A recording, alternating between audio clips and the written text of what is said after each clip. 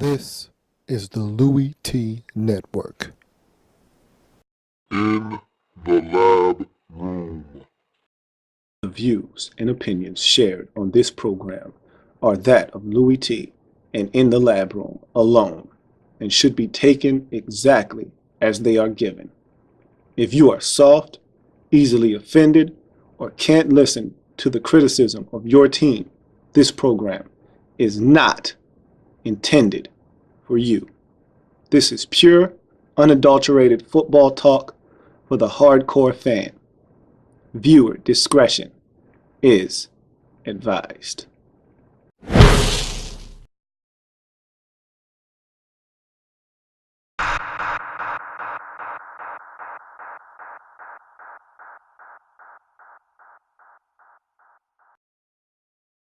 Welcome, you are in the lab room. I'm your host, Lou.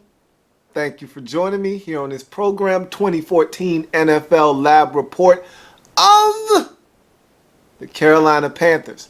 We're taking a trip down south to talk about the boys in black and blue that got it done in 2013, looking to do something that is rare, damn near impossible. Repeat as NFC South champions. Let's take that trip down south, down I-95. It's the 2014 NFL Lab Report of the Carolina Panthers.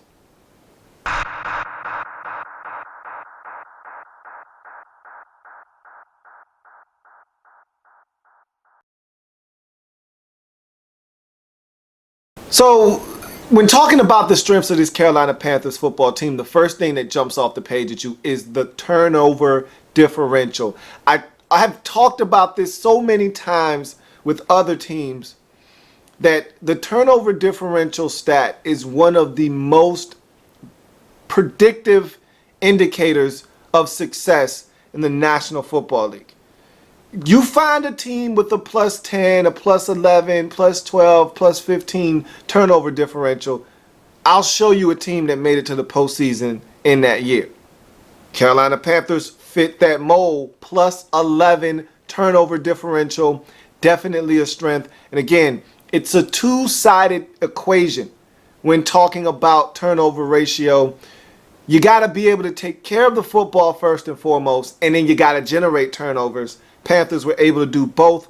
They took care of the football offensively, generated an abundance of turnovers defensively, and thus you get a plus 11 in the turnover differential, and thus you win 12 football games, and thus you win the NFC South division. It's very simple. If you can force turnovers all the while taking care of the football in this league, you will find yourself in football games in the fourth quarter, and that's all you can ask for as a fan, as a player, as a coach. You just want a chance in the fourth quarter to win. Panthers took care of the football, forced turnovers, and ended up on the right side of the stick 12 times out of 16 last season. So if you can be a plus double-digit football team in the turnover differential, you're going to win football games. Panthers were able to do that. It was a strength of this team that they'll look to carry into 2014 as they embark on a very arduous task of trying to win this division. Again, you look at another strength of this Carolina Panthers team. It's being very methodical on the offensive side of the football. Okay, this is a team that was fifth in the league in time of possession. Almost 34 minutes of offensive football for this team per game. They held on to the football, and a lot of that stems from the fact that this was not an explosive offense. We'll talk about that here in a second, but they grounded teams into oblivion. They converted third downs 44% of the time, which was third best in the league. Again, the Panthers found themselves in third and manageable and made sure that they picked it up, which kept drives alive, which then kept them on the field offensively. And their defense being as dominant as it was, getting teams off the field, 3 and outs, turnovers, gave the football back to the offense. So you can see how this time of possession thing works in the favor of the Carolina Panthers. And that 44% on third downs, third best in the league. That is a great number. Again, when you can control the pace of the game, when you can convert on third downs, you're giving yourself a chance to put points up on the scoreboard. Panthers did that a season ago. And you look at another reason why this team was methodical. Panthers had the fourth fewest penalties as well as penalty yardage on the offensive side of the football last season. Again, doing the small things right, doing the very minute things correctly. The attention to details is what set teams apart in this league. The difference between the Minnesota Vikings and the Carolina Panthers could be very small. You know, a ball bounces your way here, you know, a penalty here that took a touchdown off the scoreboard there, and all of a sudden you could be talking about the Carolina Panthers being 8-8 last year and the Minnesota Vikings being 10-6 and making the postseason. That's how small of a window it is in this league. I mean, look at the Arizona Cardinals. They win one more game last season. One more game, they make it to the postseason. But because they didn't find a way to get it done one more time, they missed out, even though they won 10 games. This is a very, very finite league. Things are very fickle. And if you can make sure that you don't make mistakes and beat yourself, you're going to give yourself the best possible chance to win. Panthers did that on the offensive side of the football with only 80 penalties for only 600 and some change in yardage. So they definitely did the small things correct on the offensive side of the football. You go on to the biggest strength of this Carolina Panthers football team, and of course you know I'm talking about that vaunted defense. Now, I could sit here and read off all of the things that they did well, and there were a lot of them, but I want to focus in on a few of them, and then we'll move on to the weaknesses. The biggest stat for me that this defense was able to put forth was the fact that they only gave up 15.1 points per game. That is dental floss thin. The only team to give up less was, of course, your eventual Super Bowl champions in the Seattle Seahawks. They gave up 14.4 points. But everybody else in the league gave up more points than the Carolina Panthers. 15.1 points. I'll tell you what, you're not going to lose many games in this league giving up 15 points a game. Okay? We're talking about 2 touchdowns. The Denver Broncos averaged 2 touchdowns in the first quarter, people. So, I'm here to tell you, if the Panthers can come anywhere close to that total again in 2014, they're going to win a lot of games again. Because most teams in this league offensively are scoring up over 20 points a game. So if you're holding teams to 15, damn it, you're going to win some games. And that's what the Panthers did last year. You don't win 12 games on accident. That doesn't happen by happenstance or by chance. They were elite defensively. That's how they won 12 games last season. But you look at some of these other stats that made this defense elite. That's the biggest one, though. Points are the most important. You look at some more of these stats, though, that I think were very pertinent that I want to throw out there. The Panthers had 60 sacks. Led the league last season. That's how you get it done. There's one thing in this league defensively that wreaks the most havoc out of anything you can do. This is a passing league now.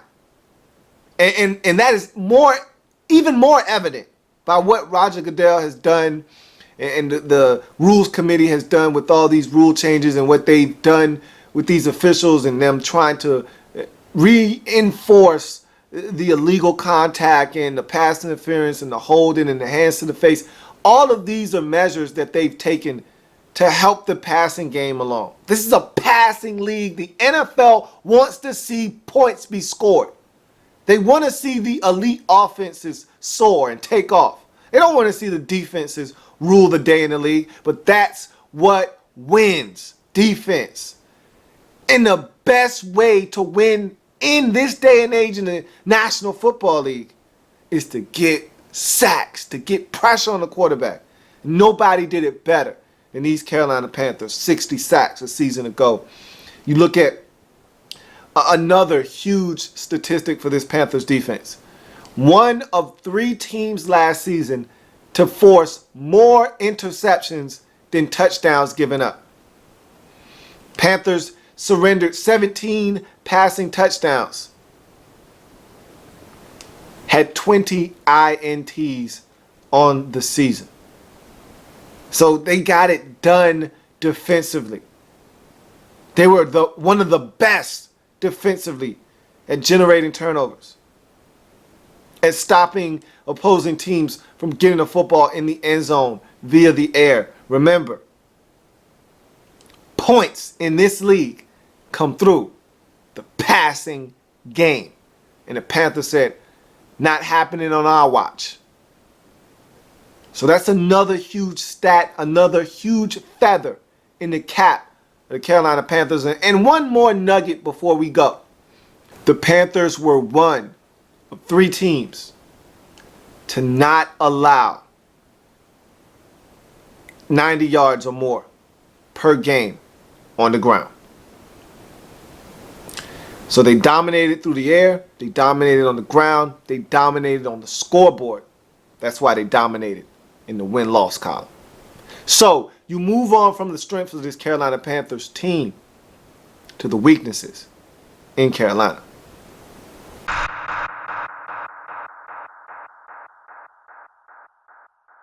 There weren't many things that this Panthers team did wrong last year. But one of them was not protecting their quarterback good enough. 43 sacks surrendered by this Carolina Panthers offensive line is something that they have to correct. Now, again, when you have a mobile quarterback, the pocket is ever changing. Sometimes they scramble out of the pocket, run out of bounds, and if it's a run out of bounds for no gain or even a loss of 1, that is credited as a sack. So you can never be too sure, especially when you got mobile quarterbacks, how many of those sacks are legit sacks given up by the offensive line. Again, you don't know where the quarterback is at all times when you have a scrambling quarterback. When a quarterback is mobile, can get in and out of the pocket, you may have blocked that player correctly, but your quarterback comes out of the pocket and you push that defensive lineman outside and your quarterback goes right outside where you push that lineman and you push him right into a sack. That's not your fault, but you get charged with giving up a sack. So you just never know, but 43 sacks is 43 sacks, and that's way too many for this Carolina Panthers offense. Cam Newton can't be sacked that many times. They've got to protect him better in 2014. Another weakness of this football team, lack of explosiveness. And I said I was going to come back to this, and here we are. This was a team, and I talked about you being methodical. And if that's who you are, be who you are. I don't have a problem with it. But it's tough in this league to drive the football down the field, 14 plays, 87 yards, 7 minutes and 18 seconds of clock being ate up to score a touchdown. That's tough sledding in this league. You're not going to consistently be able to do that. Now, last year, you were able to do those types of things because you didn't beat yourself with penalties. But as we know, from year to year, things change. Penalties can go up or down. Turnovers can go up or down. And you don't want to put yourself in a position where you're driving 13 plays and having to go 85 yards for touchdowns. It's tough to do that because penalties will set you back. A tip pass, anything can happen that can derail a drive that had promise. The first 7 plays of that drive, you looked like you were definitely getting something. Field goal, touchdown, something out of the drive. Then all of a sudden, you get a batted ball on first down, you get sacked on second down, and all of a sudden now it's 3rd and 17. Drive's over. It's done.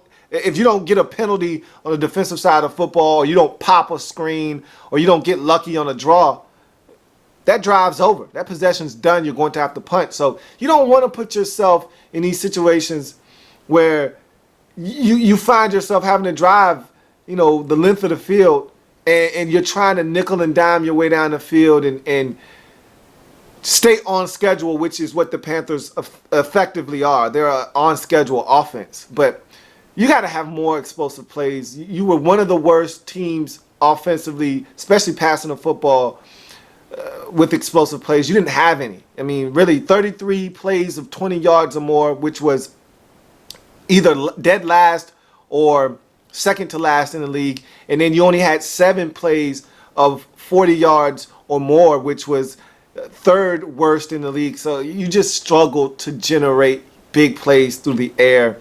And that's something that it'd be nice if you could do it. But again, with the players that you have on the roster, I don't see that improving that much, if at all, in 2014. So those are your weaknesses. I could have beat this Panthers team up for their passing game, but I won't, and I'll talk about that a little bit later on. But those are the 2 weaknesses that stood out to me for this Carolina Panthers football team. So you go on from there to the camp battles that are taking place in Carolina.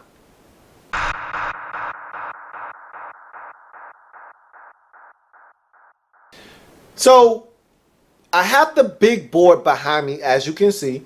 Camp battles on this side, experiment on the other. We're going to talk about the camp battles first in Carolina. And not all of these are necessarily camp battles per se, as much as an open discussion on these positions that I think are going to greatly impact this Carolina Panthers team in 2014. So you start the quarterback position, and Cam Newton, Derek Anderson, Joe Webb are your 3 options there. Panthers really want to keep 2 quarterbacks, and they had every intention of keeping 2 quarterbacks. Again, when you have a veteran backup, there's really no need to keep another quarterback on the roster unless it's a young guy that you drafted that you want to groom, that you're afraid you're going to lose if you try to stash him away on a practice squad. So that's not the case in Carolina. You've got Derek Anderson. He's a guy that's been around for a couple of years now. You trust him. Then you don't need another backup. You don't need another guy on this roster. But because Cam Newton got injured, he has a cracked rib, and he's coming off of the ankle surgery, you're a little concerned. All of a sudden, Joe Webb, who has played pretty well throughout the preseason, he's now a viable option as a 3rd quarterback on this roster. Again, I really don't think it's necessary, but I think that injury that Cam Newton suffered in preseason game number 3 versus the New England Patriots has scared the Panthers enough that Joe Webb might actually make this roster. That could be huge, and I'll talk about why that could have ramifications and ripples along this roster a little bit later on. But just know Joe Webb could actually make this roster, and I don't think that's a very good thing for the Carolina Panthers if he, in fact, does make this roster. You move on to receiver, and this was one of the biggest topics of the offseason for this Carolina Panthers football team. Let's run down the list of these receivers. Jericho Cotchery, Kelvin Benjamin, Jason Avant, Brenton Burson, Philly Brown, Tavares King, and Marcus Lucas. Now, let me say this first, and I'm going to drop a few nuggets on your melon as we go along throughout this process. The first gem I'm going to drop on your melon is stop saying that your receiving core is better than it was last season, because it's not. Okay? Stop that. Stop the nonsense right now. And we're going to have several discussions throughout this video, because I watched a lot of Carolina Panthers videos. I listened to all the pundits talking, all the talking heads talk about this football team. And I'm going to tell you what's real, and I'm going to tell you what's not. And I'm going to tell you one of the things right now that's not real is your receiving core being better. It's not. Stop that. For all of you Panthers fans that want to sell me on the fact that your receiving core is better than it was a season ago, stop it right now. Stop your nonsense, okay? Now, I will say this. Your receiving core was not great last year, okay? So let's not act, all the people that act like you guys lost all these receivers and that this team is going to be tremendously worse from a season ago offensively. Your receivers weren't that great last year. They were a really solid group. Just take it for what it was. All right. But the fact of the matter is you didn't get better. OK, you either are the same or worse. And if you ask me, Steve Smith was a huge part of this team. I don't have to explain to you what Steve Smith was to this football team. All right. His production on the field alone was enough the fact that this man was a huge leader in the locker room and on the field, his emotion that came out was something that you can't quantify. You're going to miss that. Hands down, that's not up for discussion. And Steve Smith had 14 touchdowns receiving last season. You can't replace that with one guy. All right? So just know that you didn't get better at the receiver position. This receiving core, let's go down this list quickly so I can explain to you why you're not better. Jericho Cotchery, Kelvin Benjamin, Jason Avant, Brinson Burst, and I named all these receivers already. Philly Brown, Tavares King, and Marcus Lucas. So let's go down the list. Jericho Cotchery is a number 3 option in this league. Now, he had 10 receptions for touchdowns last year in Pittsburgh, but let me explain something to you. They had a legit number 1 option in Pittsburgh last season. They had a legit number 2 option in Pittsburgh last season. So while everybody was paying attention to Antonio Brown and Emmanuel Sanders, he was wide open in the end zone, catching touchdown passes. You don't have that in Carolina. So don't look for Jericho Cotchery to have 10 touchdown grabs, because he's not. Because he's not going to be filling that third wide receiver role like he's supposed to be. All right? Kelvin Benjamin. You know how I feel about Kelvin Benjamin. I've been singing his praises for the last 2 years. I wanted him as a Redskins fan on my football team, and I had told everyone that would listen, this kid's going to have an impact year 1. However, he's still a rookie. So I need you to taper your expectations. He's had a hell of a preseason, okay? He looks the part. He looks like everything I thought he was going to be and then some. However, I need you to temper your expectations for this young fella, okay? Understand that he's a rookie and there's going to be pitfalls in front of him. There's going to be ups and downs. He's going to have some games where he's going to go crazy. 7 grabs, 110 yards, 2 touchdowns. You'll be like, God damn it, boy, that's what I'm talking about. And he's going to have some games where he's going to be awfully quiet. 3 catches, 27 yards, no touchdowns. And it's going to be a real ho-hum. That's what you get from rookies. The inconsistencies is what's going to kill you with him. And that's going to happen. If he's a rookie, expect that. So what I want you to do, taper your expectations for him. All right? Do that right now. Let me calm all of this hoopla and hysteria down, because this kid is going to help you, but it's not going to be on this grand scale that you think. He'll be a number 1 option just later on down the line. In this first year, you can't expect him to come in and just be all world. You can't expect him to be Steve Smith in year 1, because he's not going to be. Jason Avant, another number 3 option in this league. I don't know what else you want from Jason Avant. He'll help you move the sticks. He'll catch an occasional touchdown pass, but he's not stretching the field. He's not bringing anything extra. There's no extra added value with Jason Avant other than some reliable hands on your football team. Brenton Burson is a kid that hasn't done anything in this league. I'm not going to spend a lot of time talking about him, because until he does something worth talking about, he's a nobody. Philly Brown, undrafted rookie free agent out of Ohio State. He's basically your Ted Ginn Jr. replacement. You want him to help you on special teams. You want him to help you as a guy that can take the top off the defense. Until he goes out and does it, again, not going to spend a lot of time talking about a guy that's done nothing in this league. So, Tavares King.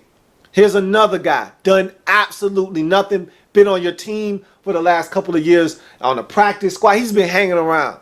He's been hanging around the squad. He's done nothing, though. Nothing. So you look at Marcus Lucas. He's a kid trying to make this roster, probably going to be the odd man out. There's 7 names up here. You're keeping 6 receivers. Marcus Lucas is an undrafted rookie free agent from Missouri. He's 6'4", 220, got the size you're looking for. I don't think he's going to do enough to make this roster, however. And so he might be a guy that makes the practice squad. You like him enough, you put him on the practice squad, you work with him and see if maybe he's someone that can help you down the line. But you see how underwhelming this group is? There's no legitimate number 1 receiver on this football team right now. Like I said, in time, Kelvin Benjamin will be that guy. Trust and believe. But to put that kind of pressure on that young man right now, asinine. Asinine. So what I'm telling you is you have stuff. A lot of stuff. None of it elite right now. None of it elite. So this receiving core, Steve Smith, you say what you want. Oh, he was losing a step. He was still elite. He was still a guy that you had to worry about. And Steve Smith is going to get it done for the Ravens this year. You're going to see what the game is missing. Trust me. My grandma used to tell me this. Those who don't hear, they feel. And so you think that you're not gonna miss Steve Smith, and all y'all used to beat up Brandon LaFell. Brandon LaFell was solid, man. He's a number 2 in this league. He's a solid number 2 option. You don't have a number 2 receiver on his roster right now. And let me inform you of something. 2 threes don't make a 2. Just like 2 twos don't make a 1, 2 threes don't make a number 2 receiver. You do not have a number 2 receiver on this list. Period. This group is not better than the group you had last year. Stop it. Tight end. Now, this is the reason why this group at receiver doesn't have to be better than it was last year, because this group is better than it was a season ago.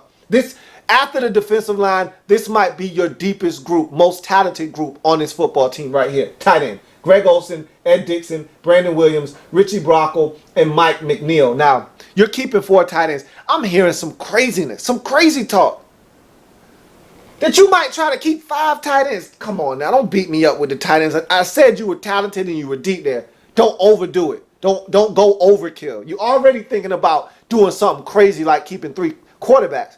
Don't do 5 tight ends too. That's just crazy, all right? Now, Greg Olsen and Ed Dickson are going to make one hell of a 1-2 punch.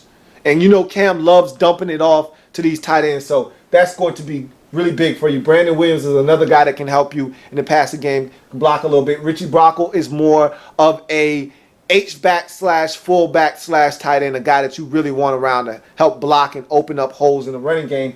And Mike McNeil is a veteran that's been in this league, spent the last 3 years with the St. Louis Rams, looking to make this roster. Just don't think he's going to be able to do enough to crack this roster. There's too many guys in front of him that are more talented than he is for him to make this roster. He didn't do one thing that much better than the guys that are in front of him. I don't see him making this roster. Again, you can't afford to keep 5 tight ends. Don't do it.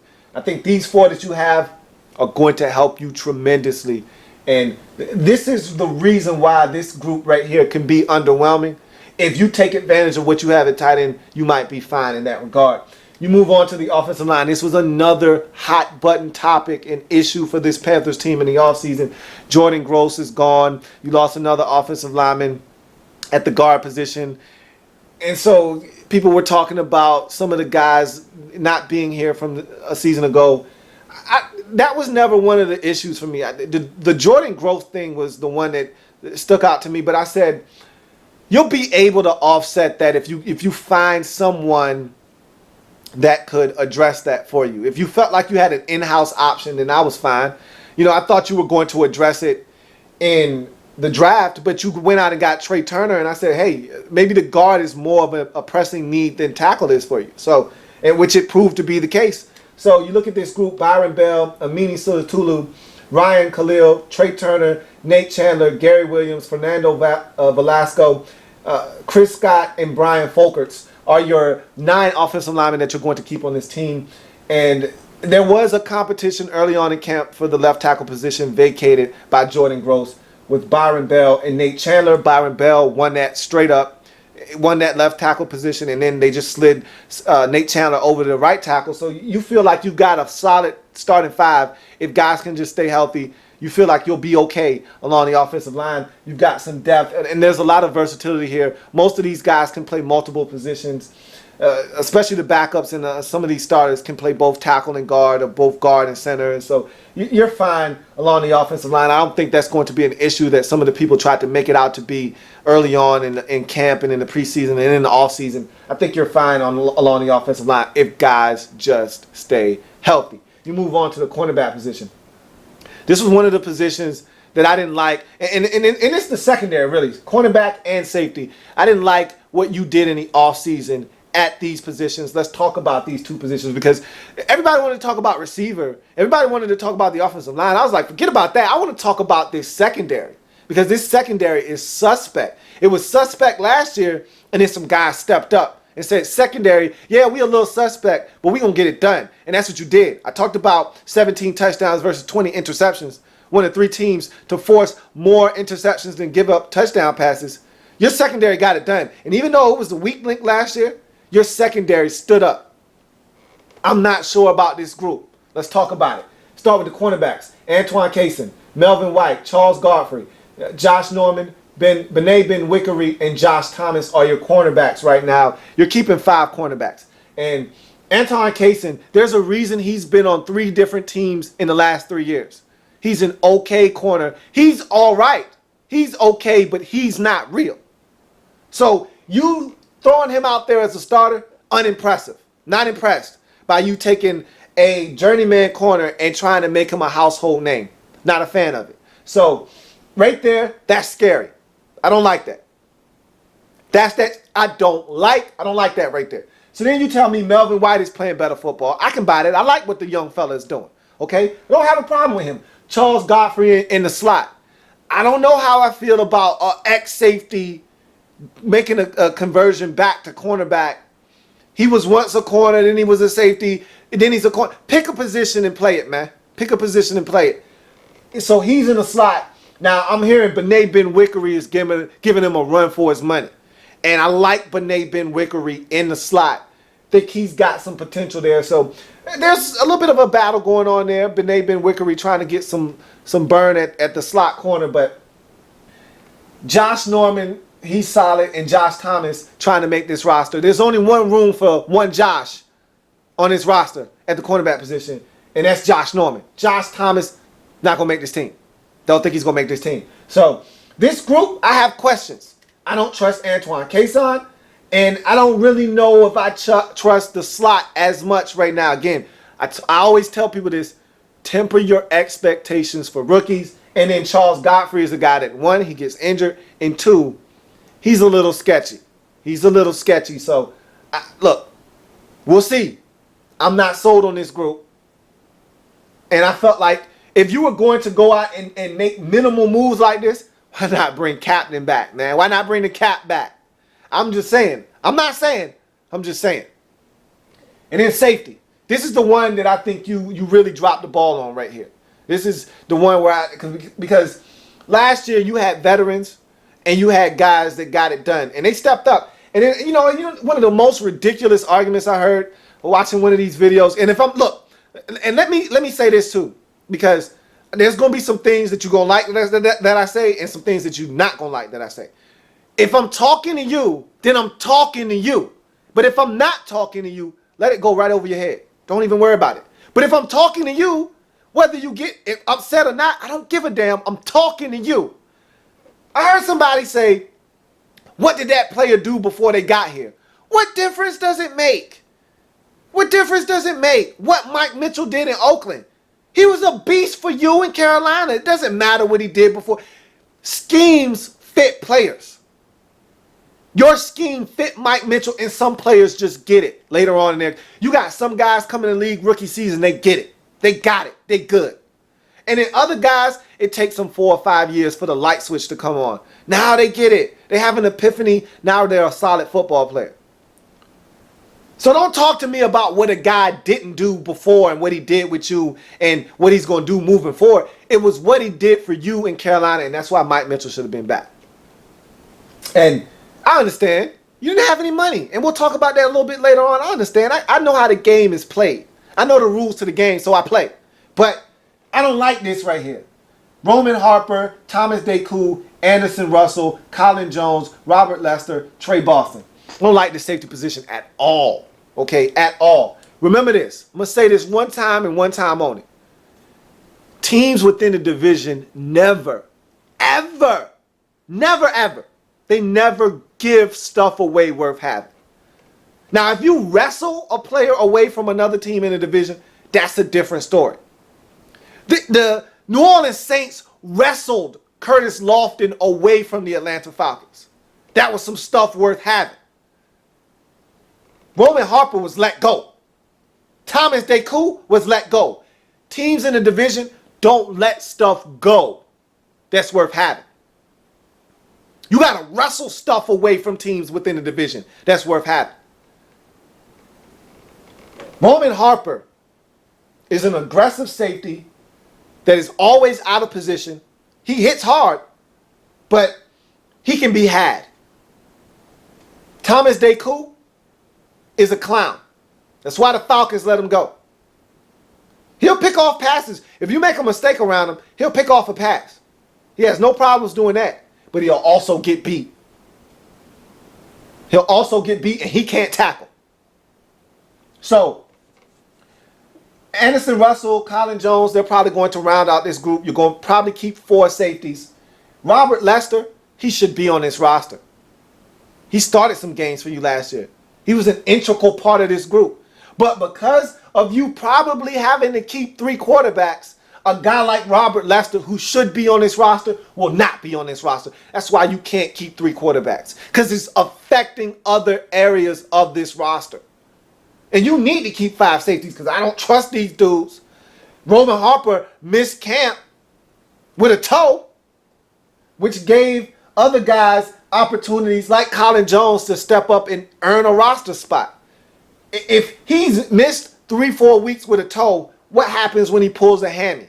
He's no spring chicken. He's not healing quick. You need to keep a guy like Robert Lester on your roster, but you might not be able to because of Joe Webb. Come, be smart about this, Carolina. Be smart now. Trey Boston. I never liked the pick. I told you in my draft wrap-up series, I didn't like the pick.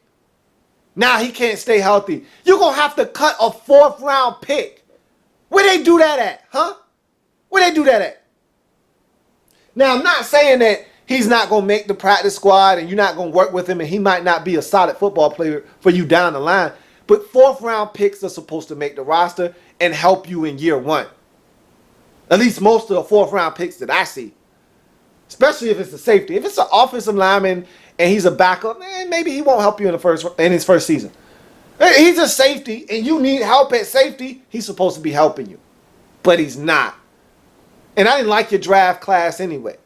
You know, that's another story and another issue for another day. Just know that this whole secondary looks suspect to me. I got questions back here. But all of that gets erased if your front 7 does what it does and does what it did last year. These guys will look damn good if they're just around the football because the front 7 is getting it done. So those are your camp battles. We move on from there to the experiment. And I dubbed this experiment the Black and Blueprint.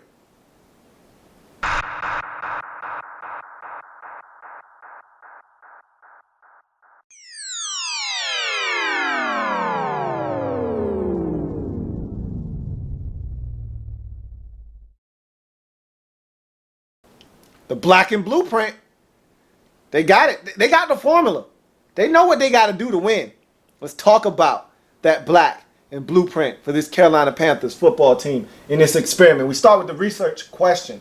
Can the Carolina Panthers take the unexpected success of 2013 and parlay that into consecutive division titles, or will they succumb to the pressures of trying to defend the crown in the NFC South? Look, I'm going to drop another nugget. I feel like this is a time for me to drop another gem on your melon, all right?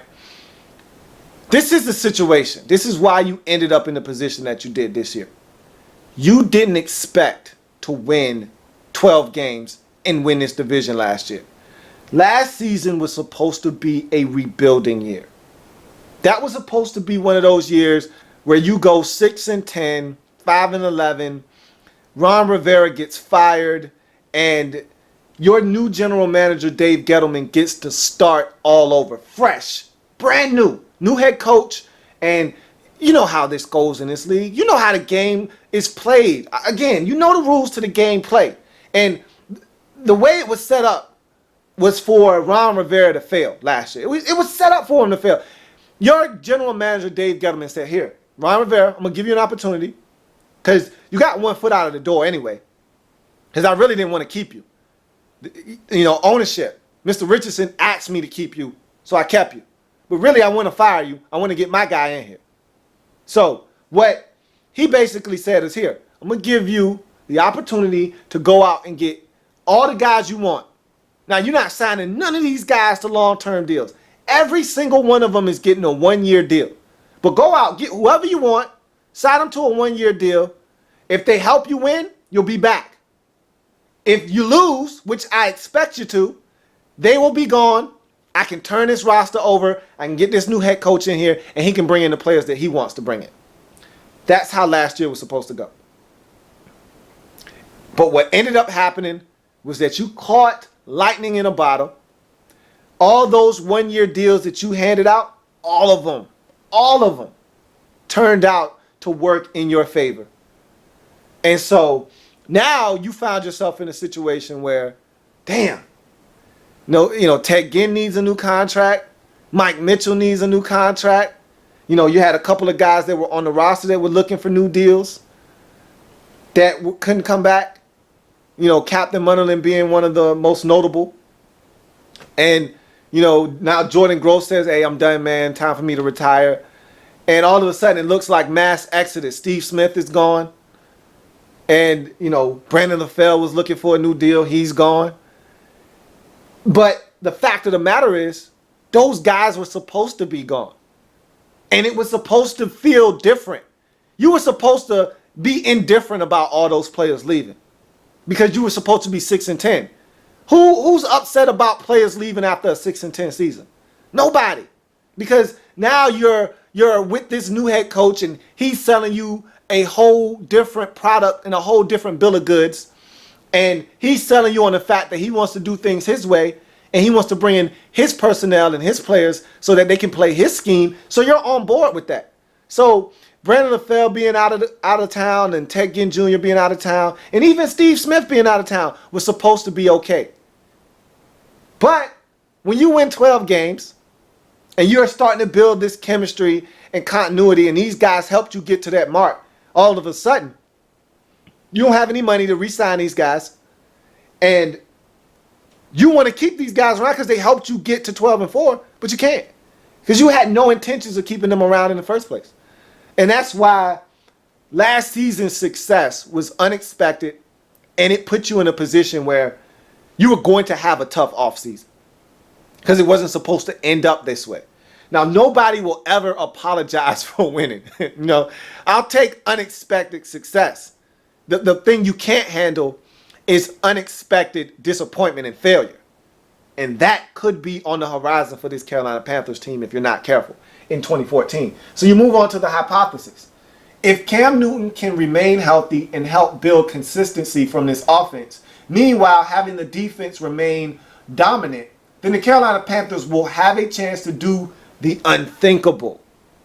Repeat as the NFC South champions. That's going to be a tall order, a tall task, a very tall task. Okay, first of all, nobody does that in that division. There are no repeat division winners. It just doesn't happen in that division. And for good reason. A lot of good teams, every year somebody different assumes the throne. And so the title changes hands every year. Makes sense. I get it. I understand. And there's some really good teams in your division. So, it's not a surprise when Atlanta wins one year, New Orleans jumps up and wins one year, then New Orleans takes it back, and then Tampa Bay comes out of nowhere and snatches it one year. Then they go back to the bottom of the pile, and Atlanta says it's my turn again. Then the Saints say, nope, my turn next year. And then you jump up out of nowhere and snatch one, and now New Orleans or Atlanta says, all right, I'm back, my turn. So, yeah, I get it. I understand. But you want to say, hey, enough of that. This is my division. I run the show. Oh, and these kids don't like nobody coming around here messing with our wins and So, we'll see. You enterprising though, and I like that. But you messing with the big dogs now. They might bite you. We gonna see. We gonna see. Let's talk about the materials needed for this Panthers repeat. Super Cam. Look up in the sky. It's a bird. It's a plane. Nope, it's number one. And Cam is his name. Super Cam. He gonna have to be Super Cam. He really gonna have to put on that cape with that S on his chest this year, because he's already dealing with, the ankle injury, had the surgery. We'd like to think he's 100%. Mentally, I don't think he's 100% over the ankle surgery, but physically, I think he's fully healed. But now we got a new set of issues on his hand. We got cracked ribs. And guess what doesn't heal when guys are hitting you every week? Cracked ribs. They don't heal. Cracked ribs, the only thing that heals cracked ribs is time. Well, he didn't have time to heal his cracked ribs. All he can do is put on a huge flap jacket and hope that he didn't take any direct shots to his ribs. Good luck with that playing the quarterback position, especially the way that he plays it. He got hurt. He didn't get hurt getting hit in the pocket. He got hurt scrambling for yards and a guy fell on his ribs. That could happen in any game. So good luck with that one, because you need Cam Newton. Again, do I need to remind you of who your backup is? I know, and look, we're not having this discussion again. Derek Anderson is not a good football player, okay? We're not having this discussion. Now, again, for a backup, he's fine. But if Cam Newton gets injured and is out for an extended period of time, guess what? He is no longer a backup. He's now a starter. And you don't want Derek Anderson. I guarantee you don't want DA starting for you. So just know this much. Cam has to stay healthy, or you don't stand a chance. So he's definitely got to be Super Cam. Good luck. You're going to need it, because season hasn't even started yet. Man got cracked ribs. I'm not saying. I'm just saying. Same old D. Got to be the same D from last year. And you can't have any drop off. Those 60 sacks you got last year, I need 62 this year. Okay? Because I don't trust the secondary at all. So you're going to have to get pressure. You're going to have to force errant throws like you did last season. You're going to have to do everything you did last year on a grander scale. You know why? Because you're the hunted now. You're no longer the hunter. We'll talk about that in a second. I'm not going to elaborate on that because we're going to talk about that in a second. But just know that you're going to have to play just as good on defense, if not better. Same old D. You're going to have to be. Because the offense, little sketchy. I already talked about Cam. And don't think for 1 second that Cam, being injured this entire offseason, nursing back that ankle and having to deal with the surgery and the recovery process, not working out with these new receivers, don't think for 1 second that that's not going to affect his timing, because it is. It is. And I can speak from experience, and I'll talk about that a little bit later on. But just know that this offense might get off to a slow start. And if it does, you know what's going to have to carry you through? That defense. Same old D. Be who you are. Be who you are. And I can sit here and tell you that I would love to see you, air it out. I saw Kelvin Benjamin running some 9 routes, getting behind some cornerbacks. He's deceptively fast. I tried to tell people that. When you're 6'6", 6'5", 6'6", you take big strides, you get up on people a lot faster, because he's 6'5", 6'6", 240. You think, okay, he ain't that fast. Yeah, when he starts extending those legs, taking them huge strides, eating up chunks of yardage, he get up on you pretty quick. And these cornerbacks are finding that out. So I would love to see you air it out to him and pick up some chunks, because you don't have any other guys. Maybe Philly Brown might come in and do that for you. We don't know. We don't know what Philly Brown's going to do, but you don't have anybody else that can take the top off the defense. You don't have anybody else that you can air it out to deep. So I don't know if you're going to have any explosive plays. You didn't have any last year for the most part. Don't expect you to have any this year. So be who you are. That's not who you are anyway. I mean, I would love it if you started, getting chunk plays and taking some shots down the field. That's not who you are, though. You are a grinded out football team. You don't make a lot of mistakes because you don't take a lot of chances. That's fine.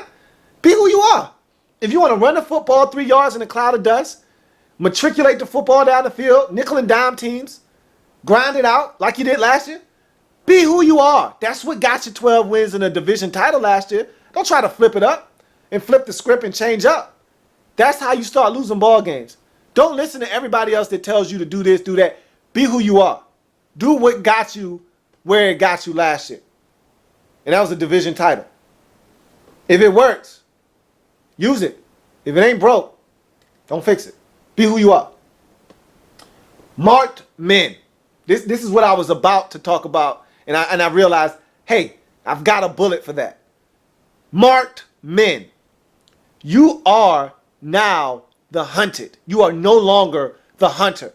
It is so much easier when you're under the radar and nobody's worried about you and you're not supposed to be here. Nobody invited you to the party last year. You showed up and you crashed the party. But you were so tough. You were such a big and bad boy last year.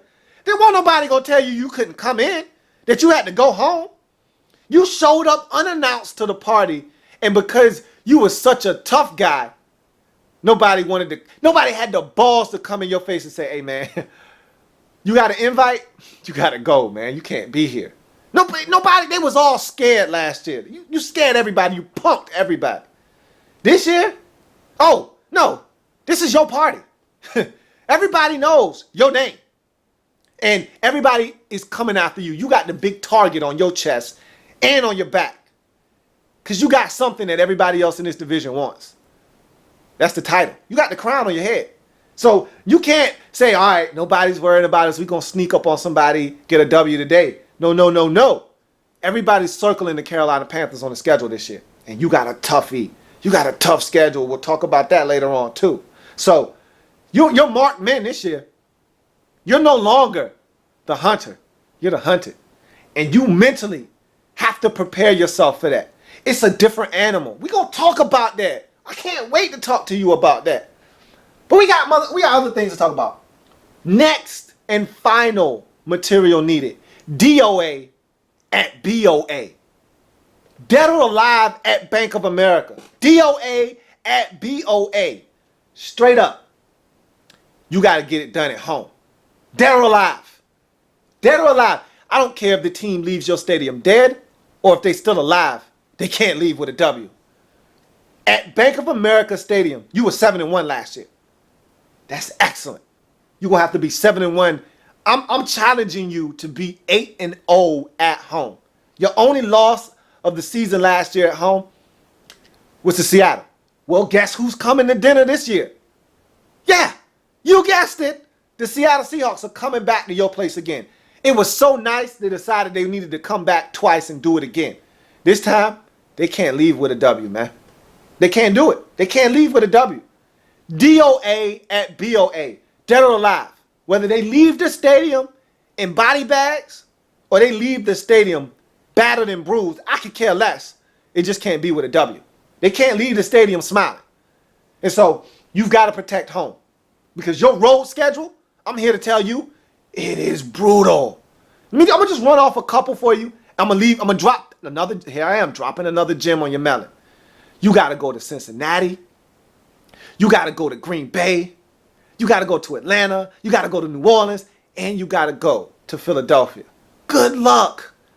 That's tough. Oh, yeah. And you got to go to Baltimore, too. That's 6 of your 8 road games right there, man. That's tough. So what I'm telling you is take care of business at home, man. DOA at BOA. Independent variable. Cam Newton in this defense. This team is only going to go as far as Cam Newton in this defense takes you. Last year, you ran out of juice in the playoffs because the defense wasn't able to stop the 49ers from getting in the end zone. Cam Newton in this offense couldn't put up enough points. That's fine. It happens. You ran into a team that had been there, done that, and this was the first time. That was your first rodeo. You didn't know no better. I get it. I understand. I saw that one coming. I tried to warn you. You didn't listen. It's okay. It happens. However, this year, Cam and his offense, I think they're going to struggle a little bit, especially with Cam having an injury and then him not having the offseason work, a lot of new players. It's going to be some growing pains. But if the defense can keep you afloat while he's getting on track, you might be fine. But the defense, they're going to have to step up, especially early on in this season. It's going to be tough. They're going to have to step up. And I'm not sure about the defense like I was last season. Division title is your dependent variable because you're only winning this division if the defense is the same OD and Cam Newton is playing like Super Cam. That's the only way you win the division. This division title depends on Cam Newton's shoulder, legs, mind, and his defense getting it done on the grind. So we'll see. if you can get it done. It's going to be tough, but you got the defense to do it. Constant, Thomas Davis. Thomas Davis is the constant on this football team. I could have lumped D'Angelo Williams in there, but Thomas Davis, to me, is the unquestioned leader of this team. I love his leadership. You know, I watched a couple of games this preseason, and you had a couple of guys getting into fisticuffs, and yeah, I want to say it was a cornerback in the face of one of the other players, and Thomas Davis ran up on him, pushed him back, was like, get your head in the game, man, that's stupid. Pushed him away, told him, man, get back in the huddle, what's wrong with you?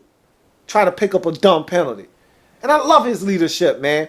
And I think what has endeared him to Panthers fans is his will, his story, dealing with the injuries, his perseverance.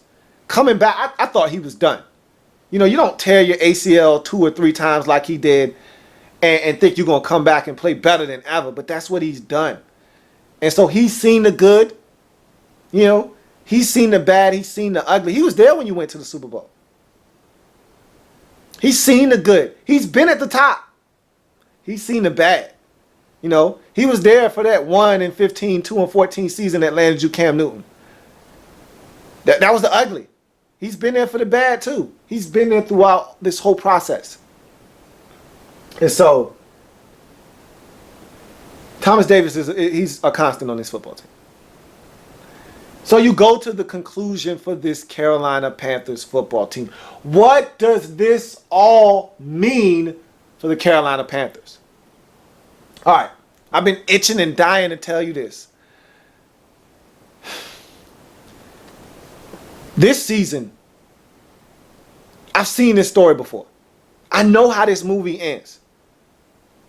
I already know how this movie ends, but still I play the starring role in Carolina Panthers' way. I know how this movie ends, man. So let me tell you how this movie ends. Now, you're not going to want to listen to me. I know you don't want to listen to me. And that's fine. But let me impart this knowledge on you anyway. Please. All right? I went through the same thing you were about to go through last year. I went through the same thing. Nobody thought we was winning the division. I didn't think we was winning the division in 2012. Redskin fan here, just in case you didn't know. We caught lightning in a bottle, much like you did. Won 7 in a row, won the division, got a home playoff game, lost in the first game we played. Robert Griffin III tore his leg all up, tore his knee all up, lost. Long off season of rehabbing, this, that, and the third. No time to grow as a quarterback, no time to work with his receivers. Struggle. However, you couldn't tell us Redskins fans nothing. Nothing. There was no way we weren't repeating as NFC East champions. So we went out there, chest all puffed out, head all blown up. Oh, we the ish. You know, brain was swollen, boy. You couldn't tell us nothing. First week of the season, divisional foe smacked us in our mouth. Eagles came in our house, disrespected us, spit on us in our own house, stepped on our face, end up winning the division. Now, I'm not saying Tampa Bay is doing that in week 1. They're going to try to. Now, they ain't coming to your house, but a win's a win's a win's a win. This was a team that you swept last year and done it pretty easily, too. Very convincing last year. They think they up and coming. It's your job to show them that they're not. That, to me, week 1's a tone setter. You can't start the season off slow like you did last year and expect to just flip a switch. You're not that good. I'm here to tell you, not that good. Last year, I thought we could flip a switch. We started off the season slow last year. I said, don't matter. We still the best team. It's called denial. It's called denial. It's what it's called. Where you keep telling yourself, oh, we just got to stop making mistakes. We just got to get out of our way. We're better than this. We going to flip this switch and we going to turn it up, win this division. And I had a bad division. Your division is not. Our division stunk last year. That's why I kept having hope. But nonetheless, we weren't the team that we thought we were. And this was the thing that I cautioned to Redskins fans last year. And I'm cautioning to you. Last year, you played a schedule that was conducive for you to do what you did. You know, last year, everybody kept asking the question, who did the Carolina Panthers beat? I wasn't asking that question. You know why? Because it's not your fault that they put bums in front of you and you were able to dispose of them. What are you supposed to do? My whole theory on that is you can only beat who they put in front of you. That's all you did. They put a bum in front of you, knock them down. Get the W. That's what you did. So I can't be mad that 9 of your 12 wins came against 9 playoff teams last year. I can't be mad at you for that. But I'm here to tell you that your schedule was soft. And I'm here to tell you that this year, your schedule is not. So, and when you played tough teams last year that played a little bit of defense and can do a little something on offense, you lost. You played Arizona, they beat you up. You played Buffalo, who plays defense, can score a little bit, you lost. You played New Orleans, they play defense, they can score a little bit, you lost. So you struggled against teams that play defense and could do a little something on offense. Seattle beat you too. This year you're playing a lot of teams that can play defense and do a little something on offense. So you're not going to be able to overwhelm them with your defense. Because there's not a lot of those teams on your schedule this year, like it was last year. And so what I'm telling you is mentally prepare yourself. Just know, and I'm not saying that you need to go into this season thinking you're going to lose. But last year, in my mind, and in most Redskins fans' minds, there was no way we was not winning the division. No way we was losing. We went 3-13 last year. So I'm here to tell you, just in the back of your mind, do me a favor. And I don't want you to come back and tell me I told you so at the end of the season. I don't need you to tell me I was right. I know I'm right. I don't need you to tell me that at the end of the season. Just in the back of your brain, save a spot for disappointment. That's all I'm asking. Hope for the best. That's what you're supposed to do as a Carolina Panthers fan. Hope for the best. But in the back of your brain, save a spot for disappointment so that if it happens, when it happens, you won't be as let down. I was you last year. Came out of nowhere, won a division, expected to win it again, major letdown the next year. Robert Griffin III dealt with an injury in the offseason, had to rehab. Sound familiar? Had surgery, didn't get to work with the receivers. Sound familiar? I said all of that to say this. I got the Panthers going 7-9 this year. 3-3 in the division. Your schedule is brutal. It's brutal. And Cam coming off this injury, the turnover at receiver, him not being able to work with these guys, I don't think your defense is going to be as good as it was last year. You being a marked football team now, you got to play a first place schedule. That was another thing that I talked to Redskins fans about. I said, we got a first place schedule. How do we handle the pressure of being the hunted and no longer the hunter? It's so much easier to play when you're under the radar, when nobody's looking out for you, when you're just another name on the schedule, another team that they think they have to hop over as a hurdle, as an obstacle. What happens when you're that team that everybody wants a piece of? When you are playing a first place schedule, you're not playing a third place schedule this year. You don't get to play Minnesota instead of Green Bay. You got Green Bay. Now you play that whole entire division, but I was just giving you an example. You don't get to play the Redskins or the Giants this year. You got to play the Eagles. Now, what does that mean? I don't know how good the Eagles are going to be. That's not a walkover, though. That's not a cakewalk. You get where I'm going with this. It's different. And that's why I can only give you 7-9. I don't see it happening. And your division is light years better than it was last year. That's another factor, too. Last year, you were able to take care of business in the division because the division wasn't that good. Atlanta is back. In New Orleans, I think they're the class of this division. So, good luck, man. I hope I'm wrong, but I'm not. I'm not. And so that's going to do it for the Carolina Panthers and their lab report. I thank you for joining me. If it happens in the National Football League, whether big or small. We cover it all here in the lab room. I thank you for joining me. Look, man. We got one team left. And it's the Seattle Seahawks, the Super Bowl defending champion Seattle Seahawks. So we're going to do it up for them because they deserve it. They had to wait a long time, but it's going to be worth the wait. Enjoy the college football. That's how you know it's football season now. We getting some Thursday night college football action, man. Enjoy it. I know I will. See you next time when we wrap this series up with the Seattle Seahawks. Ah! Ah!